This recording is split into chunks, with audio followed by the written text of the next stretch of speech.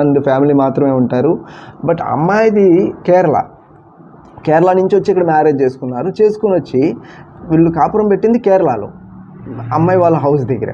So అక్కడ వాళ్ళ parents తప్పేం లేదు, వాళ్ళేం ఫిజికల్ అండ్ మెంటల్ హెరాస్మెంట్ చేయలేదు. బట్ వీళ్ళ ఇంట్లో ఉండకుండానే హస్బెండ్ వాళ్ళ పేరెంట్స్కి వాళ్ళ సిస్టర్స్కి సంబంధం లేకుండా టోటల్ వీళ్ళ ఫ్యామిలీని, హస్బెండ్ వాళ్ళ ఫ్యామిలీ మొత్తాన్ని కూడా 498 కేసులు ఇరికించడం జరిగింది. This is what happening.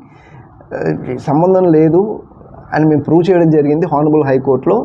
482 CRPC కింద క్వాష్ పిటిషన్ వేయడం జరిగింది. కోర్టు కూడా అదే యాక్సెప్ట్ చేయడింది. A1 ఒక్కరిని కేసుకి అటెండ్ అవ్వమని చెప్పి ఆర్డర్ ఇస్తూ A2 నుంచి A5 వరకు ఎవరైతే ఉన్నారో, A2 mother, A3 father, A4 and A5 sisters of the husband, వాళ్ళందరికీ కూడా కేసు కొట్టేయడం జరిగింది.